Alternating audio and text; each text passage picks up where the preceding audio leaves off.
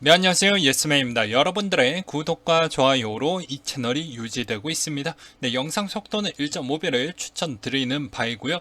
네, 이번에도 어떤 소식이 나왔는지 같이 한번 내용을 보도록 하겠습니다.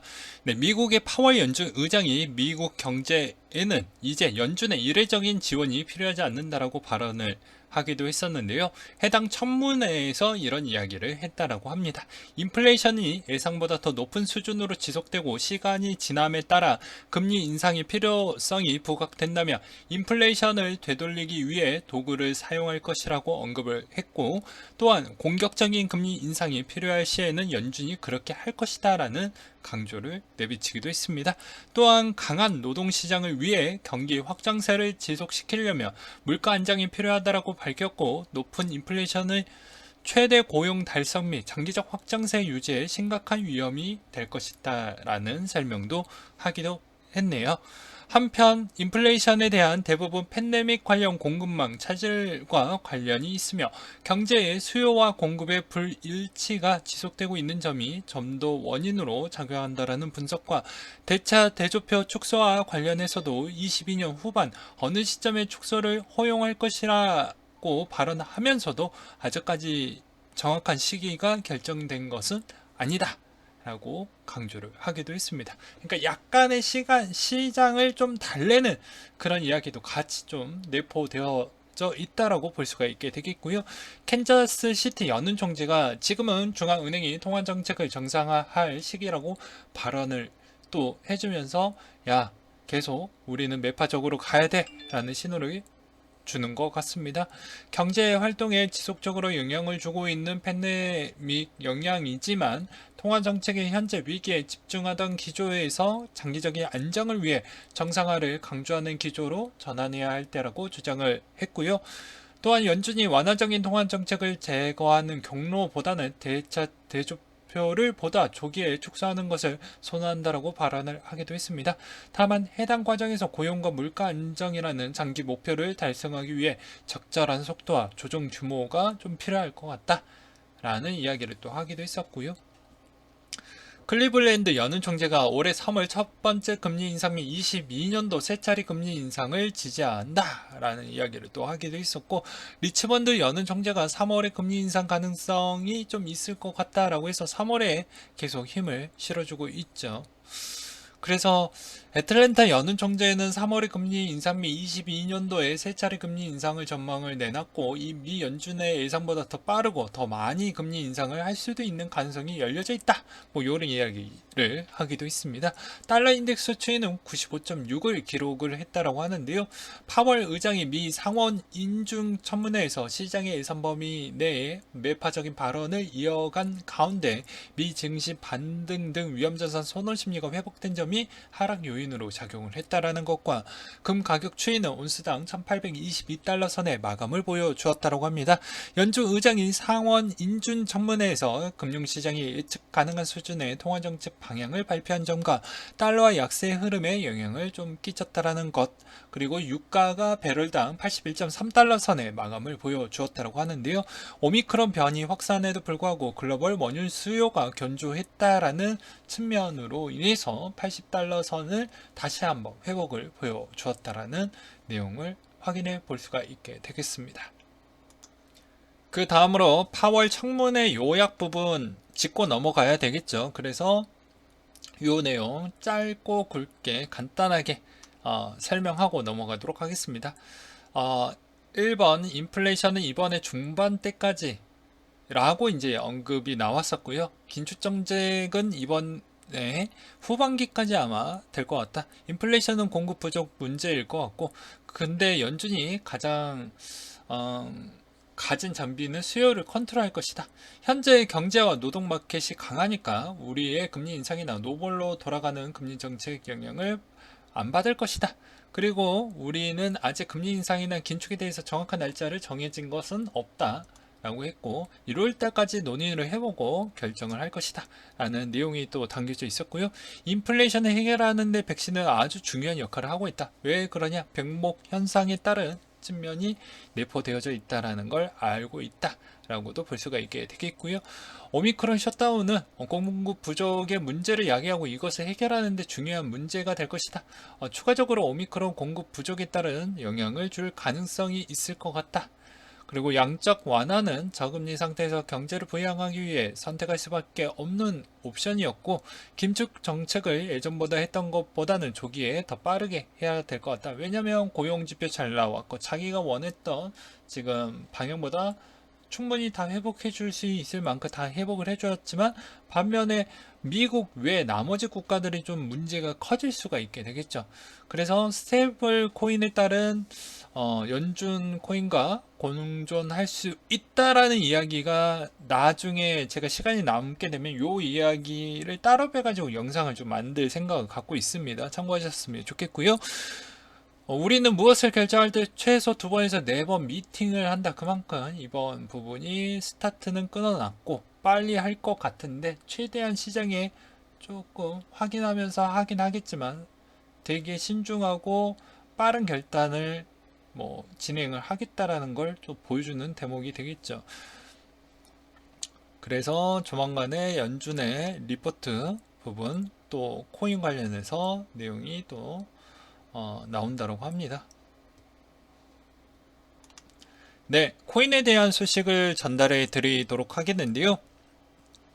자, 사정 등록 안 한 가상자산 지갑 전면 출금 금지는 세계에 유례가 없다 라고 하지만, 한국이 지금 별로 상황이 별로 좋지 않습니다. 왜 그러냐면, 일단은 미국과 통화수합이 계약이 연장이 안 됐고요. 그리고 두 번째로는 FATF에 따른 이제 조만간에 조사 부분도 들어가게 될 것인데, 그때 또 신용평가 부분에 따른 영향성도 꽤 크겠죠. 참고로 홍남기 씨가 10월 달에 기존의 신용평가사들과 같이 좀 대화를 했다라는 것 정도만 알고 계셨으면 좋겠습니다. 그 다음으로 윤석열 후보가 국민이 신뢰할 수 있는 가상자산 정책을 만들겠다라고 해서 디지털자산위원회 설립 방안 정책 포럼에서 그런 언급을 했다라는 내용이 좀 있었고요. 그리고 미 상원은행위원장이 연중에 암호화폐 스테이블코인에 대응해야 된다 라는 이야기를 재차 강조했다라는 것과, 폴리곤의 메인넷 18일 EIP1559를 적용을 한다고 합니다. 그리고 피델리티 암호화폐 산업 지속 성장, 명확한 암호화폐 규제가 필요할 것 같다 라고 해서 22년에는 보다 명확한 암호화폐 규제가 좀 필요할 것 같다. 명확한 규제 환경이 조성이 돼야 우리가 자금을 좀 쳐넣을 수가 있는데, 너희들이 자꾸 안 만드니까 그런 거 아니겠냐라고 돌려가게 하고 있는 것 같죠. 대한체육회가 베이징 동계올림픽 팀 코리아 NFT를 발행하겠다라는 내용, 그리고 홍콩의 통화청 7월까지 암호화폐 규제 프레임워크를 구축을 해보겠다라는 내용과, 리플 소송 또 미뤄지는 거 아니냐, 오미크론 여파로 한 달 연기 주장이 슬슬 나오고 있다고 하는데, 그 영향성도 좀 있겠지만 다른 측면으로 본다라고 하면 아무래도 대다수 1월 달에 대한 내용이 지금 다른 쪽에 좀 신경을 많이 쓰고 있죠. 대부분 사람들이. 그래서 아마 이 부분도 좀 많은 연기가 되는 거 아니겠냐라는 생각도 들기도 합니다. 그래서 미 증권거래위원회 소송 재차 연기됐다라는 주장이 나왔는데요. 여기서 폭스 비즈니스 기자가 리플 사건 전문가 조사기간 날짜가 변종 급속한 확산에 한 달 연기됐다라고 내부 소식통을 인용해서 주장이 나왔고, 그는 재판 연기의 동의성은 빠르면 13일 법원에서 제출이 될 것이라는 내용이 나왔고, 터렛의 주장이 사실이라고 치면 1월 19일에서 2월 중순으로 변경이 된다고 합니다.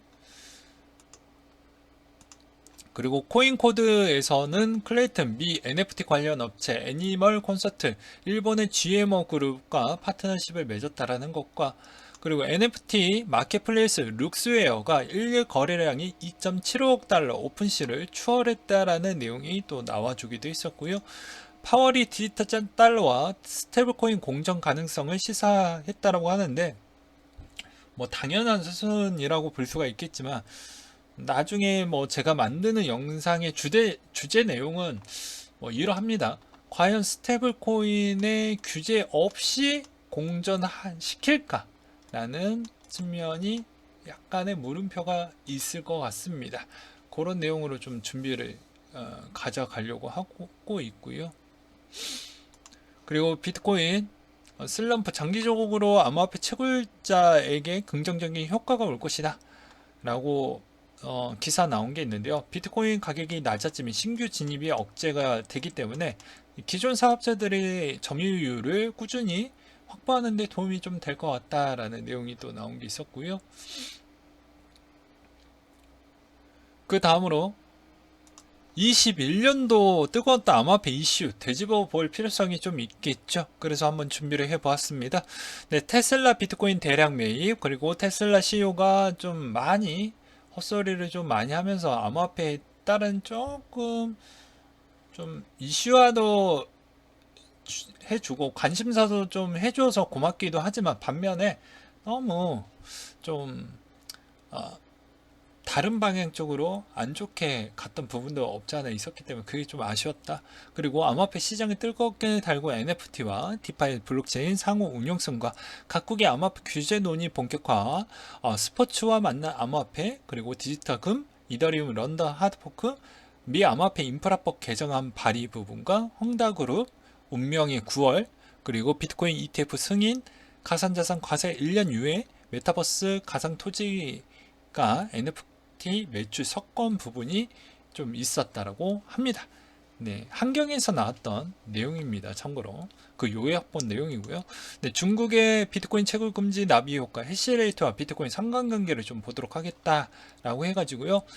닉네임이 닥터 드르님께서 직접 작성을 해주셨던 내용인데, 내용 괜찮아서 한번 가지고 와봤습니다. 이 그래프는 캠브리지 대학에서 공개 중인 비트코인 채굴 점유율을 나타내는 해시레이트 점유율 그래프이다. 전 세계 비트코인 75.5%가 중국에서 채굴이 되었고, 하지만 중국에서 지속적으로 암호화폐에 대한 부정적인 정책을 내고 21년도 중순에는 완전히 비트코인 채굴을 금지했다. 7월부터 중국 내 비트코인 생산 비중이 0%가 되어버렸고, 그 중에 생산량의 대부분 미국발 채굴장이 먹었고, 중국계 채굴업자들은 지리산도 가깝고 산유국이라 전기료가 가장 저렴한 카자흐스탄으로 옮기면서 카자흐스탄이 18% 이상 점유했고 세계 2위 비트코인 생산 국가가 되기도 했었다. 그런데 카자흐스탄의 전기가 감당이 안 되고 가격이 상승과 전력난이 나오면서 이게 주 원인으로 선물에 영향을 좀 주었고, 채굴에도 좀 영향을 주었다 라고 볼 수 있겠고, 비트코인 온라인 상태에서 채굴이 가능한 만큼 세계 18% 비중이 차지하는 인터넷이 중단이 되니까 전세계 비트코인 채굴량이 갑자기 급격히 하락을 보여주고 있었다. 그래서 해시가 높아진다, 채굴하기 어려워진다, 생산단가 높아진다, 생산가가 높아지니까 판매가 거래가도 같이 올라가게 된다. 그리고 비싼 비트코인 채굴하려 더 많은 채굴기기를 설치를 해야 된다. 해시가 높아진다. 반대로 이야기를 하게 되면 가격이 하락하면 채굴을 해도 돈을 벌지 못하게 되고 채굴기를 끄게 된다. 난이도가 낮아지며 생산 단가가 낮아진다. 싸게 채굴했으므로 더 싸게 팔 수 있고 가격이 더 하락할 수 있다. 여기서 해시레이트는 쉽게 말해 채굴기가 비트코인을 채굴할 수 있냐라는 수치인데, 세 주 요약을 해본다면 중국이 비트코인 채굴 금지, 지리산 가깝고 전기료가 저렴한 카자흐스탄의 채굴자들의 이동, 세계 2위 생산 국가가 되었고, 카자흐스탄의 시위 부분으로 인해서 좀 인터넷 차단, 채굴 중단, 비트코인 가격 하락 부분이 이제 트리플 하락 부분으로 좀 작용이 된 거 아니냐? 뭐 그런 형태로 뭐 이렇게 표현을 해 주셨는데요. 대부분 공감하는 부분으로 뭐 댓글도 다 남겨 주셨더라고요. 그리고 가상자산 거래소 종합검사 2월부터 시행, 빅4부터 순차적으로 진행을 할 것이다. 그래서 국내 거래소의 거래량은 생각보다 많이 좀 줄어들지 않을까 라고 저는 생각이 듭니다. 2월부터 전부가 종합검사를 받아야 됩니다. 왜냐? 트래블을 어기면 FATF에서 들어오게 됩니다. 그리고 들어오게 되면 어떻게 될까요? 은행의 신용도 부분에 있어서 딴지를 걸게 되고, 국가 신용도를 낮춰버리면 MSCI 부분에 따른 편입에 자동으로 들어가져 있는 시스템에서 매도를 때려버리거든요. 그러면 당연히 주식도 영향을 끼치고 모든 자산 시장에 영향을 끼치겠죠.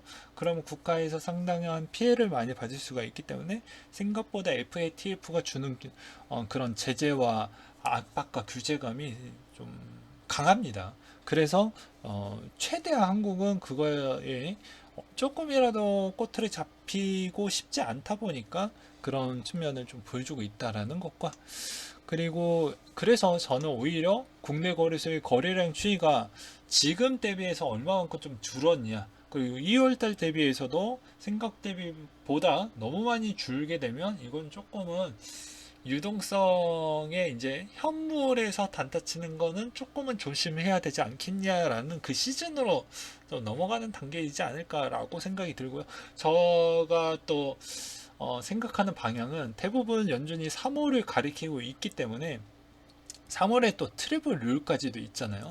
그러면 생각보다는 장이 과연 좋을 것이냐에 따른 물음표가 좀 남아져 있습니다. 그리고 미국의 주요 경제 관련 일정을 한번 보도록 하겠는데요.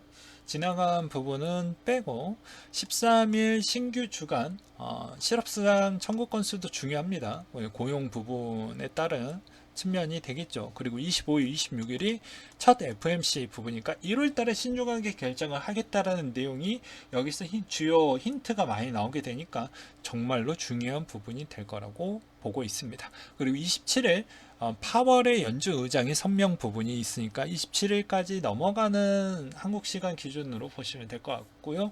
이것으로 인해서 또 통화정책에 논의하는 정례 회의로 인해서 자산시장이 출렁출렁 거릴 수가 있으니 코인도 마찬가지겠죠.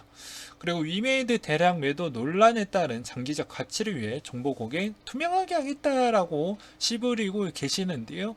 위믹스 관련 이슈도 상당히 좀 많이 나오고 있습니다. 일단 닉네임 자연주의님께서 직접 노가다를 통해 가지고 만들었던 내용인데요. 자, 여기서 위믹스 유상증자를 했는가에 따른 근거들을 다음과 같이 한번 준비를 해봤다. 주소는 해당 다트에서 갖고 왔고, 위메이드 출자 증권 결정을 보는 곳인데, 위 공시에서 취득금액 1,000억 원에서 1월 4일 납입 완료된 것을 확인을 했고, 여기 보이시죠? 그리고 타법인 주식 출자 증권 및 취득 결정이라고 해가지고 볼 수가 있게 되겠습니다. 보이시죠? 그리고 클레이턴 스코프에 따르면 1월 4일 위믹스 총 7.3억 개, 총 발행량이 73%가량 위믹스가 출금이 됐거든요. 그래서 이렇게 보면 그렇죠. 그리고 여기 또 여기, 그래서 출금 내역 수량을 해서 확인을 해볼 수가 있는데, 1월 4일 기준으로 빗썸 기준가 위믹스 종가가 11,600원, 그리고 1천만 개 1,100억 원에 해당이 되고, 유상증자 금액과 거의 일치해진다. 물량이 추후에는 풀렸는지 모르겠지만 의혹이 제기되는 건 당연히 보여진다. 개인적으로 실제 매도해서 현금화 했느냐, 위믹스 자체를 파트너사에서 전달할 가능성이 더 크다라고 보고 있고요. 그래서 과연 이 상장 관련해서 이슈가 있었는데 공식 트위터에 실수인지 하는 일이 좀 있었다. 그래서 좀 논란도 많고 뭐 그렇다. 그래서 잘 판단을 하셨으면 좋겠습니다. 오늘 내용은 한 요렇게 한번 준비를 해 보았는데요. 저는 일단 1월달 FMC 회의 내용을 좀 보고 체킹을 한다라는 것과, 그리고 두 번째로는 국내 거래소의 거래량이 얼마만큼 줄어들었는지 일단 우선적으로 체크를 할 것이고요. 그리고 세 번째로는 이번에 이더리움 관련되어져 있는 이번에 그 이름이 뭐지? 머지와 그리고 롤업 부분에 대해서 상당히 관심도가 좀 많이 있습니다. 그래서 거기에 따른 올해 어느 정도 실적이 얼마만큼 나올 것이냐에 따른 일단 기대감이 좀 있고요. 그 다음에 이제 레이어 1에 있는 코인들이 얼마만큼 이렇게 시장이 안 좋음에도 불구하고도 잘 버텨낼 수 있을 것이냐도 올해 매우 중요할 것 같습니다. 왜냐면 이게 생각을 해보시면 답이 나오는데, 일단 1월달밖에 안 됐어요. 앞으로 11개월 동안 우리는 전략적으로 잘 짜서 들어가야 됩니다. 물론 단기적인 부분과 그리고 단타를 좋아하시는 분과 스윙을 좋아하시는 분들은 저와 좀 스타일이 좀 다르겠죠. 저는 추세적으로 해서 한번 들어가면 한동안은 좀 팔지 않는 그런 형태로 가다 보니까 여러분들이 이 친구 정말 재미없게 하네, 이렇게도 볼 수도 있으실 수도 있잖아요. 단기를 선호하시는 분도 계실 거니까.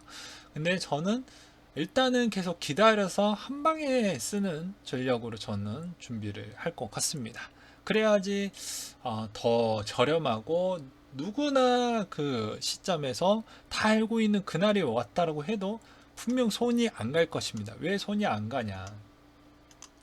자, 여러분들, 이거는 다우지수입니다. 예, 다우지수이고요. 한번 볼까요? 거의 3반에 거의 가까울 만큼 찍었죠. 근데 누구 보면은 하다가 갔어요. 예, 그래서 2만까지 갔습니다. 3분의 1이 날라갔죠. 2만보다 더 밑으로 갔던 때도 있었습니다. 그런데 여기에서 여러분들이, 자, 나는 꼭 이날에 꼭 사야지 라고 마음을 먹었다라고 해도 정작 그날이 됐었을 때는 매수를 못할 수도 있어요. 왜 그럴 것 같습니까? 이게 이게 마음과 감정이 들어가면 안 됩니다. 항상 매수와 매도를 할 때는 이 마음이 들어가면 안 돼요. 그냥 주어진 데이터 값에 그냥 로봇처럼 딱딱딱 넣어줘야지 그게 딱 맞거든요. 물론 실패할 수도 있겠지만, 이게 이제 지나간 과거이다 보니까 그럴 수도 있겠지만, 지난 뭐 정확하게 또 이야기를 하면 2015년도 일봉을 한번 보도록 하겠습니다. 이때도 2015년도 12월 달에 이날이죠. 네. 2015년도 12월 달에 금리 인상 발표 딱 하자마자 테라 뭐 올려서 그냥 17,800선에서 15,600선 밑까지 떨어졌습니다. 그러면 누구나 다 알고 있지만 당연히 포인트를 어디에서 잡을 거냐, 어디에서 잡을 거냐, 어디에서 잡을 거냐에 따라서 달라지겠죠. 그래서 어디가 저점이지? 어디가 저점이지? 어디가 저점이지? 라고 늘 다 생각을 가지기 때문에 여러분들도 분명히 그걸 아무래도 나중에 물어보실 것 같아가지고 저는 그렇게 생각이 듭니다. 지금의 본인 기준에서 물론 몇 퍼센트까지 빠지는 것까지는 모르겠지만, 한번 빠지기 시작을 하면 못해도 내가 생각했던 것 대비보다 좀 더 많이 빠졌을 때를 기준으로 해서 매입을 하시던지, 아니면 주식 같은 경우에는 오래된 역사가 있다 보니까 평균 뭐 되게 큰 대형주 주식 같은 경우에는 만해도 마이너스 20에서 25% 사이였거든요. 항상 평균치가. 그러면 이 평균치 레인지 범위 안에만 들어가져 있으면 적극적으로 매입해야 되겠다는 기준가가 있는데, 요새 코인이 비트코인 자체와 이더리움 자체성이 생각보다 변동폭이 이 과거 대비보다 훨씬 더 커졌습니다. 그러다 보니까 그걸 이 정도 빠졌을 때 이게 좀 쌉니다, 몇 퍼센트 빠졌을 때 이게 쌉니다, 이렇게 얘기하기에는 좀 어려운데요. 평균치로 보았을 때를 데이터 값으로 뽑았을 때는 30% 정도 빠지면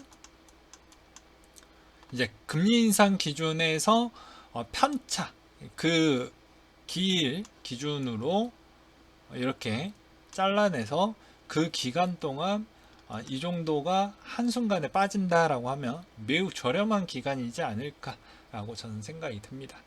그러니까 1월달 통틀어서 이야기를 하는 게 아니죠. 어차피 금리 인상 기간이 있으니까. 그래서 그 기간에 적절하게 매입을 하면 분명히 성공을 하실 겁니다.